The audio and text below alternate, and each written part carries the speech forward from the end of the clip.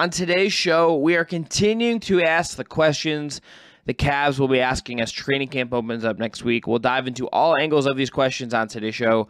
Go back to yesterday's show, either on YouTube or on your podcast platform of choice for part one. Thank you for making Locked On Cavs your first listen every day. Remember, we are free and available wherever you get your podcasts. You are Locked On Cavs, your daily Cleveland Cavaliers podcast.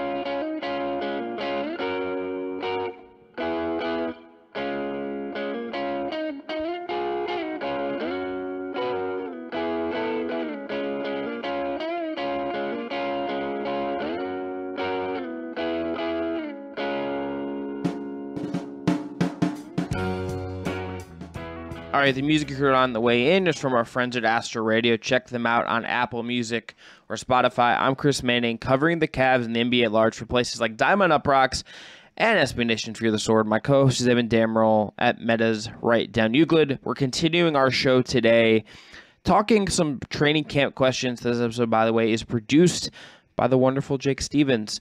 All right, first question today, Evan, is something we did a whole episode on, so people can go and do this. But I think I think it is worth bringing up again because I think this will be the main sort of talking point in the ether as far as it goes during training camp. But that is, who starts as a three? And my opening thought about this is that the more and more we've thought about this, and if it's and talked to people about it and whatever, if it's between LeVert and Okoro, and those are kind of the two front runners, it's like kind of an uninspiring like litany of options you kind of have between those two.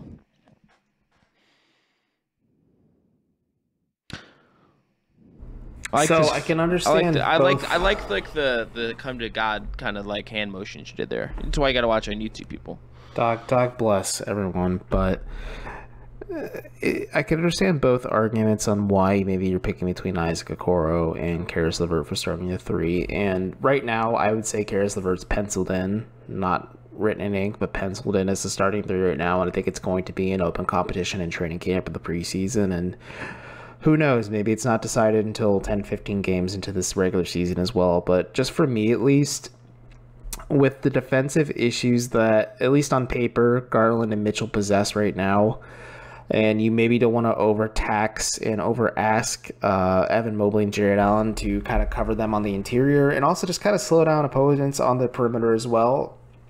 It makes much more sense to start Isaac Okoro because he's also a low-usage wing who can kind of have a minimal impact.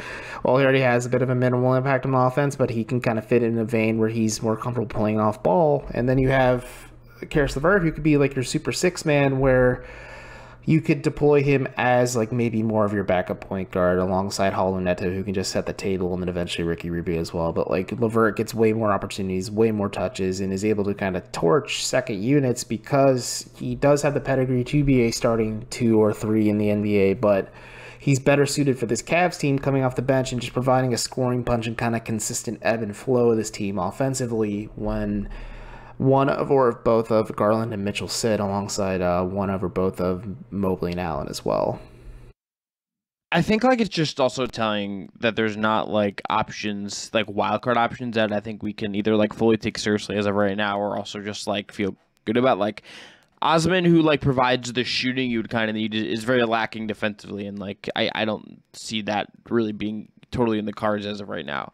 I just am also just intrigued to see how this looks during camp, right? Like this to me, Evan, is one of those things that this is one of those times where like I wish NBA reporters had the access NFL reporters do, because I would like to watch some of this. I would like to watch the practices. I would like to like give actual insight aside from like what the coaches say in their pressers and what the players say and like off the record stuff. I would like to actually see it with my own eyes and see how it sort of works. We would have more information than what we're really given access to if that was just the different reality. I understand why and everything, but like I think this is one of those things I would really like to see with my own eyes. The other part of this is also thinking about like who gets minutes beyond like the guys that we would consider locks in the rotation. And I think like the locks would obviously be Mitchell, Garland, Mobley, and Allen. And then you get into Kevin Love. And then this is opening night. This is not including Ricky Rubio, who I think will be in the rotation when he comes back, provided like he looks good and is comfortable healthy-wise. So we have the big four, Kevin Love. I think you get into Levert and Okoro. And then you get into like 8, 9, 10, and like unless I'm like galaxy brain forgetting someone, like I think like a lot of stuff could be up for grabs. I think the roster could be like kind of in flux. I think like stuff like Robin Lopez, we'll talk about more in segment 2, like could be matchup dependent. Like there are certain little factors in who actually gets minutes. I feel like we kind of know who the main 7 are going to be. We know that we kind of both suspect that Ricky Rubio plays when he gets back. So, like, does that mean Neto's going to play when he gets back? Neto's going to play when he's there? Is Stevens going to... Like, what does this look like as far as beyond the top 7 is sort of an interesting question to me. Yeah, it's an interesting thought exercise in general, just how the Cavs can kind of deploy their lineups and rotations. And I agree with a lot of what you said. Maybe Neto does crack the back end of the rotation, especially if Rubio looks right. And I mean, he's not going to be the same player, obviously, but he looks right as a player up to this point, and he's able to kind of just facilitate the offense a little bit and just be that third guard. And that there's defensive concerns, of course, with Neto, but like it could be an option, but I think it's going to be like between Neto, Stevens, Wade, maybe Lopez is in there too, depending on, like you said, it's matchup dependent. Like if they're playing Philly or Milwaukee, you may want to throw Stevens or Lopez some extra minutes just to kind of deal with Giannis and some of the overwhelming size they have in the interior, or just Embiid in general, who's just an absolute monster. And then like if you look at teams like Brooklyn, maybe you want to give Lamar Stevens more minutes just to kind of throw him at Kevin Durant a little bit to slow him down, or just kind of handle the overall bloodbath that is, you talked with David Ramil about, that is going to be the Eastern Conference this upcoming season. Like the Cavs have some interesting ways to play chess, not checkers, in these lineups, but for the most part, it's going to be obviously Garland, Mitchell, Mobley, Allen, and then you have Love, Okoro, Rubio eventually, but we'll put Neto there for now. Levert. That's 8. That's eight. But then like that 9th, 10th spots, those are situational, and the Cavs feel like they want to go that deep. Yeah.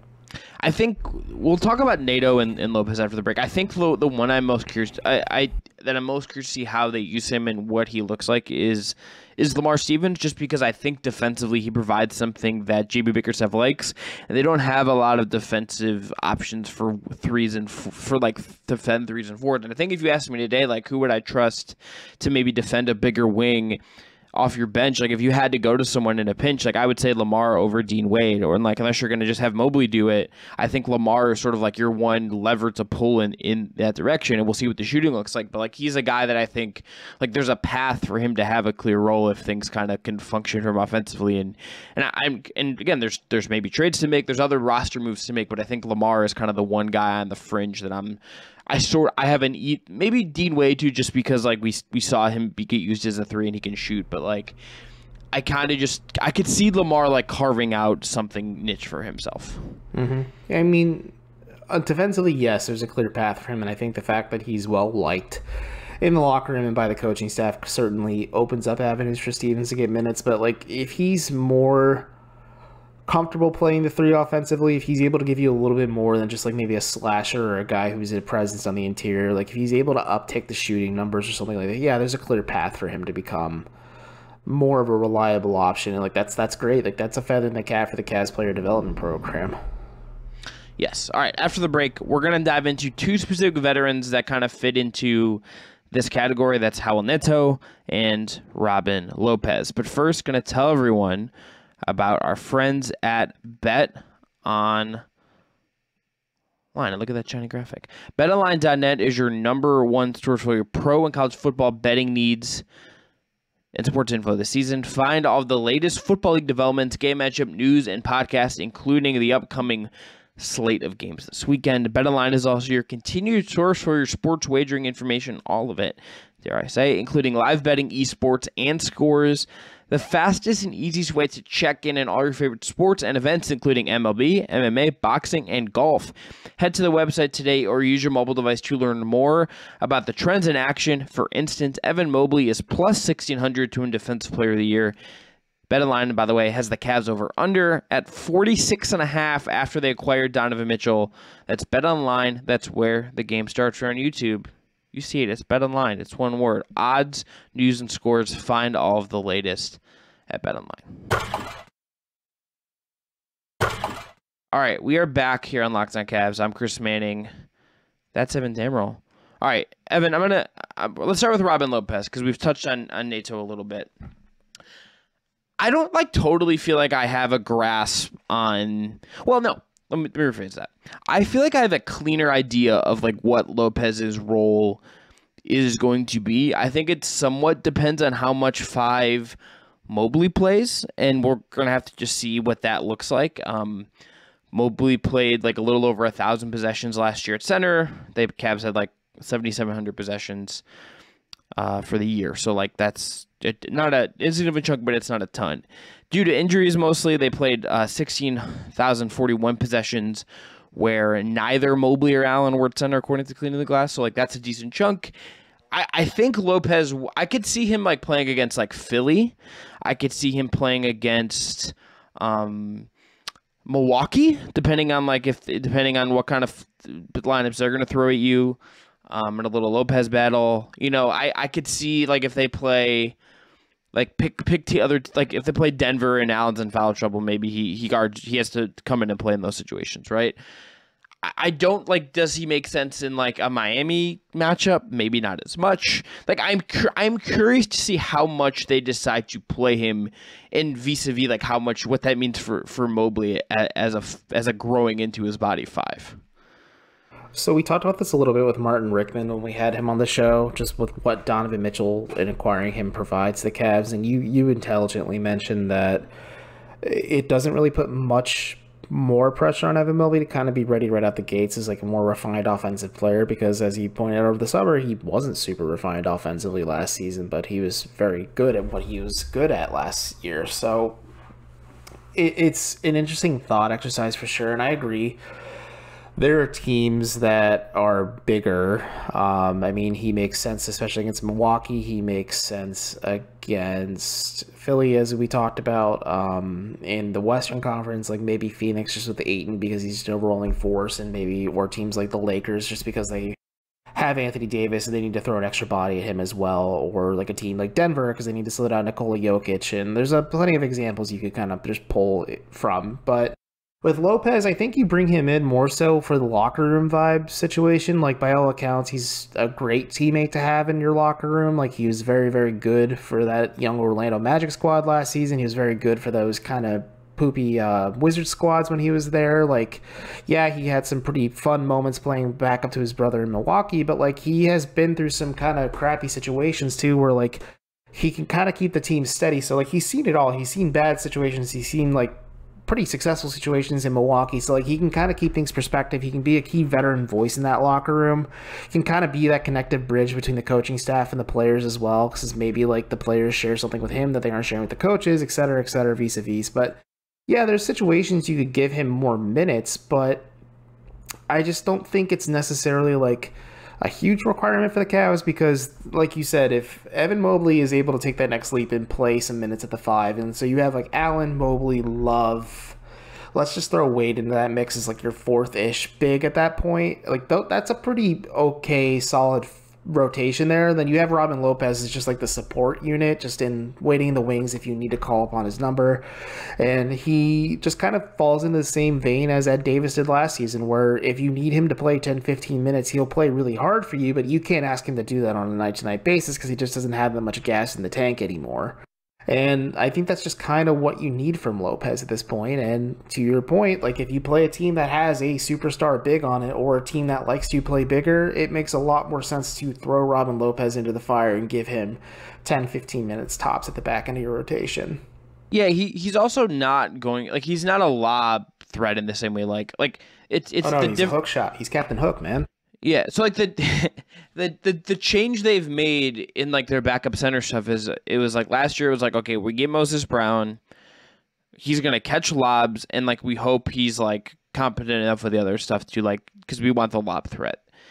What they kind of have chosen to do with Lopez is okay, we want a more veteran presence that's going to provide more stability, and he's going to be more of a defensive option than like just replacing the lap threat. Like they've decided, like they've kind of moved away from that model for whatever reason. I think that's in itself just kind of interesting. And I'm curious. Again, I'm really curious to see like what kind of role he carves out. Neto is kind of interesting too in that sense because, like, I think like when I think of Rubio and what we obviously saw him in Cleveland last year, so he's sort of a template for what they might try to do. He played bigger on defense. I maintain that his defense was much more impactful on the Cavs last year than his offense. I do just believe that. Which is wild to think about with Ricky Rubio. Yeah, but it's like, and it's also it's just like he plays bigger, and like Neto is not really gonna do that. He's gonna keep your trains moving on time. He is going to push the ball up the floor. There's stuff he's gonna do that is helpful. So like, how do they, especially with Mitchell now, because remember he was signed well before they did this Donovan Mitchell trade. Do they play him? Does Mitchell become the de facto point guard and they put more wings and shooting on the floor? I'm gonna, Evan, while I turn this back over to you, I'm actually have never looked up what Raul and Neto shot on catch and shoot threes last year, so I'm gonna do that and I'll report back in a moment. So, as you said, Raul Neto is definitely a table-setting point guard. He will do just enough to make sure the offense is in its right spots. He'll make sure everyone's getting their right looks and everything too. Like Tyus Jones is a guy we talked about a lot with the Cavs, just looking at like free agency point guards. Like Neto is not the same player Tyus Jones is because there's just an age difference and just overall skill set difference. Just because I think Jones has a little bit more in the tank, obviously too. But like Neto being that quote unquote bridge guard that lets you drag this out a little bit until Rubio is right. Chris Fedor reported this a while back that it may not be until February at this point that Rubio is really ready to play for the Cavs, and like that's seems understandable given the ACL situation in itself. And I think when you brought in Neto, you obviously brought him in initially to say, like, okay, he will be the backup to Darius. We are not going to play two guard lineups because defensively it's going to get shredded. I think now, like, yes, Neto will still be that backup to Darius Garland, but I think adding Donovan Mitchell kind of, like, lessened the burden or maybe the necessity of having Neto there as more often than not, because you probably will want point Don lineups, because like those were really successful lineups in Utah where you just put the ball in Donovan Mitchell's hands, let him initiate and probe and run the offense itself, and that kind of makes Neto a little bit redundant. Maybe you put a shooter next to Mitchell, maybe you put a defender next to Mitchell instead in those scenarios, but I think Neto just in certain scenarios, it's just more so. And we talked about this on Monday's episode too, where the luxury of having Donovan Mitchell next to Darius Garland is you can give one of those guys that, or vice versa, like you can give one of those guys the night off. I think at least until Rubio is right, having Neto also gives you the luxury of maybe giving those guys the night off. Like you're not going to get the same production. You're going to be asking a lot more out of the other guy, but there's ways to give him minutes. And also in back-to-back scenarios, you're probably not playing Rubio on both of those back-to-backs. At least I would assume Jamie Bickerstaff is not going to play Rubio on 2 games in a row in a back-to-back. And then like on the second or the first, depending on the opponent, maybe you see Raul Neto getting some burn instead of Ricky Rubio, and Rubio gets a probably well-deserved night off. Yeah, I mean, they've made it kind of clear through the reporting process and all, unlike and how they've talked about Rubio with folks, including Fedor, is like that this is not just like a next year thing with Rubio, it's like the year after. Like they view this as like a real multi-year investment. So that I think that bears in mind the back and back part of it. So Neto cleaning the glass every year since 18-19, he's been a below average. Sorry, I misheard that date at first, and you were saying 18-19 as in like his age. No, the year 18-19. Like he's been around that long. He came into the league in 15-16, and then since the 2018-2019 season, his age is 26 and a half that year when they cleaned the glass. Below average 3-point rate, so he's not taking a ton of threes. So to go back 2019-20, 45.5% on one catch and shoot 3 per game. In 2020-2021, that number is at two a game at 41.2%. And then last year, this is where it gets like weird. And this is jogging some thoughts in my head from us talking about it when they signed him. 1.1 catch and shoot threes per game last year with the Wizards, 24.4%. So like his 3-point shooting just like fell off a cliff last year, and like his 3-point percentage on catch and shoot was like basically half of what it was. So like if he can do some of that and it's like one a game and like he's making one like everything, I think you can like kind of live with that. We'll see where I'm curious to see how they deploy him, especially post Mitchell, because I kind of am curious to see like how much non-Garland minutes are just like maybe his role more than anything, Evan, is just defined by like what they do with the offense when Darius Garland sits and Donovan Mitchell's on the floor. That might be dictating this more than just like what they think of Raul Neto. Yeah, I think that's a really good way to put it, because the Donovan Mitchell entering the equation certainly changes the calculus quite a bit, where it's not really a simple formula that says, okay, we're subbing Darius Garland for Raul Neto and eventually Ricky Rubio. Like, yeah, you could run the Rubio-Mitchell lineups to pretty successful results, I'd say, but the defensive concerns I have between Neto and Mitchell and the catch and shoot numbers kind of being that low, and yeah, that's jogging some memories for me too, where it's a lot lower than we realized, but it maybe makes you wonder, like, hey, once Rubio's back, and if he's right, maybe do the Cavs really need Raul Neto? Do they waive him and maybe use that roster spot to bring in a different type of veteran that happens to be on the market at that juncture? All right, one more break, come back. We're going to talk about year 2 of Evan Mobley as a training camp. We're going to do a big Mobley preview episode because he warrants it, but this is going to be part of teasing into that. We'll be right back. All right, last segment, Chris Manning, Evan Dammarell, Locked On Cavs, your daily look at the Cleveland Cavaliers. Locked On is your team every day. So, Evan, the questions I really have for Mobley, again, are A, how much 5 does he play? B, like, how does his offense grow up? Like, what is the offensive evolution? And just like what kind of players do they pair him with? Like, is he when he plays the 5, is it him and guys, a bunch of guys who can shoot? You know, does the defense kind of take less of a drop when it's just him and not just Allen, right? Like, I'm expecting just these different level ups. And, like, I don't feel like I know fully kind of what to expect and what they're going to are. I guess the broader question is, like, how big is, like, an Evan Mobley mega leap or, like, a noticeable leap or whatever, and if it ends up being that, how important is that to the Cavs kind of, like, being the best possible version of themselves? And is, like, what are you looking for as training camp starts? I mean, if you get a mega leap from Evan Mobley, we're in a very different conversation with this Cavs team, just because the gears have shifted, the identity of this team has shifted. Like, Evan Mobley's like, look at me, I'm the captain now kind of situation here. I think just from him, if you're able to get some floor spacing and just on offense, and you get something in his bag where, like, he has a reliable go-to move, he has a post game, he has something like, yes, he can function as a pick and roll big with Garland or Mitchell. Yes, he can act as an offensive hub, but, like, we need a little bit more just to show, like, yeah, he's a little bit more refined offensively than he was during his rookie season, because I feel comfortable in saying, at least, that, like, his defensive foundation was just so rock solid in his rookie year, which is so abnormal for him as a player, just as rookies in general go, that the Cavs kind of are in a very good spot there, where if they want to have Mobley at the 5, I think, yeah, they can play shooters next to him, obviously. Like, if you run a 4-out, 1-in lineup of Mobley at the 5, and you put him next to, let's say, like, Love, Garland, Mitchell, and we'll put Osman in the mix there for now, just because he's a shooter at the 3. Like, that is a very tangible lineup for the Cavs, and, like, that gives, 1, Mobley a ton of room to work offensively, and 2, like, you're going to be asking a lot of him defensively, because you're covering for 4 dudes that are not very good defensively, and,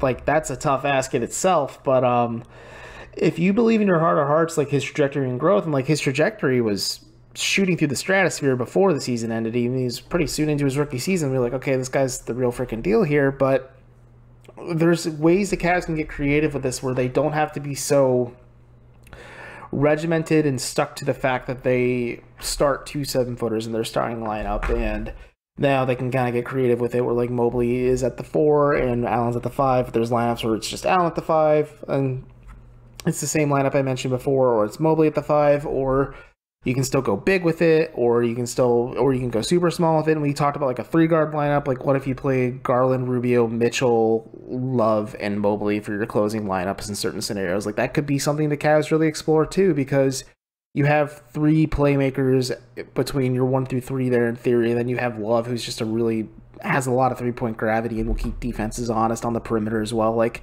there's ways the Cavs can get really creative with this where they don't need to have a super-duper leap from Evan Mobley. I think it's natural to expect he'll have a leap in his second season, but if they get something like astronomical from him, it changes things dramatically for this team. But I think the way this team is built now, they don't have to expect him right out the gates to be like guns blazing from three or like have his offensive like repertoire completely figured out at an NBA level. I am really, really just...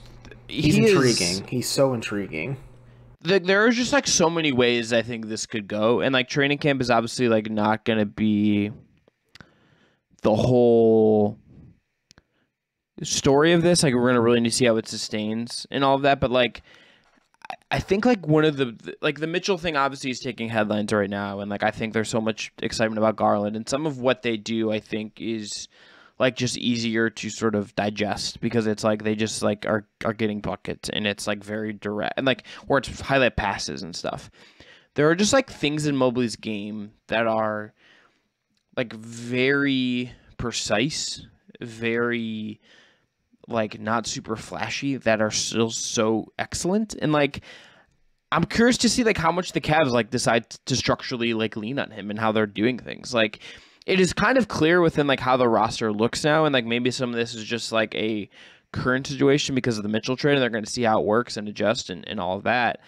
It's very clear that like they're pretty confident in Mobley and Allen to like really kind of be the backbone of the defense, and I suspect that Mobley is a big part of that. And like again, like his offense was like kind of last year. His defense was all defense level. I think this is like an all defense level guy this year, but like, how much of a leap does his offense take? Like, I don't like. I'm and I'm just, it's just one of the things like on my list of questions for media day like next week. It's like, JB, what are you expecting from Mobley in year two? Like, you know, like Evan, like he may not say a ton about it, but like Evan Mobley, what do you think about like what you're gonna do in offense? Evan's also like, I have also been working on my pull-up game. Thank you for clarifying, because you almost teed me up to say I haven't done much this summer, but just a lot of cardio. You're not gonna muscle watch for you? No, I'm a certified thick boy with 2 C's. I need to trim, not gain. What is Mobley even going to look like? I feel like it's going to be like a lot of like Twitter like discussion points of like what his like frame looks like in media day photos, because like someone is going to be like side by side like Zapruder framing like his muscle definition or just some weird stuff. Instead of height watch, it'll be gain season. Like, we'll just be a bunch of Chads, just absolute. Maybe we need to hire Danny Cunningham, like the most muscular like jacked guy I know, to like just really say like, yeah, Evan Mobley's really been working on X, Y, and Z. Like, you can see clear growth here. And shouts to Danny. Sorry I keep ducking you every time you come on the show. He called me out at the Mitchell presser the other day. That's right. You deserved it. Like Evan, like instead of like who you're wearing, it's like, Evan, what way have you been drinking this summer? Like, what's been your go-to protein shake? Like, what's the vibes, Evan? My go-to protein choice is always Built Bar. It's made with 100% collagen protein, so it helps process in my body. So Evan's, you're just throwing Built Bars into your blender and like mixing them up with some oat milk. Like, is that what we're doing here? It could be good. Be interesting. Fascinated by Evan Mobley. He is. I'm going to start like going back and looking through some of his stuff from last year to kind of get us ready for his episode when we get around to it. And like, I think so much of this year will be about integrating Mitchell and like what kind of leap Garland takes. Where this season goes really might in some ways be mostly about like what year two of Evan Mobley is, at least close to it. And I'm obviously very fascinated. Okay, let's wrap up there. Evan, do you have any final kind of thoughts as we finish ripping through? No, not necessarily. Folks, if you have any questions you would like us to ask at Media Day, hopefully we can sneak them into what we already have planned. But if there's certain things you'd like us to discuss with those who are available at Media Day and also just on the show, let us know. Like, there's certain topics that maybe you want us to hear more about. But like, the Evan Mobley deep dive is going to be a lot of fun. And golly, after the Browns things last Sunday, I think a lot of folks are ready for the Cavs, and I'm excited for the season to start. Yeah, it should be very fun. There's just like a lot happening. You landed that plane very delicately, my friend. I'll give you that. I did not. I fell off my horse like Ray Royce in the Vale. Shouts to House of the Dragon. All right. Thank you for making Locked On Cavs your first listen every day. This episode was produced by Jake Stevens. We are going to be back on Thursday. TBD exactly what it's going to be, but it looks like we are going to be doing our Donovan Mitchell season preview episode because we're just going to kick things off with him. And then we're hoping, again, to still get someone we know who maybe knows Mitchell, can contextualize him better than anyone we know on the show to talk about him. Hope you guys tune in for that. I want to thank you for making Locked On Cavs, again, your first listen. Now go and make NBA Top 50 on Locked On NBA your second listen. Which NBA player moves the betting line the most this season? Locked On and the BetOnline odds makers present the NBA Top 50 most valuable players. Find it on the Locked On NBA feed wherever you get your podcast and on YouTube. I'm Chris. That's Evan. Everyone, be well. We'll talk to you again tomorrow.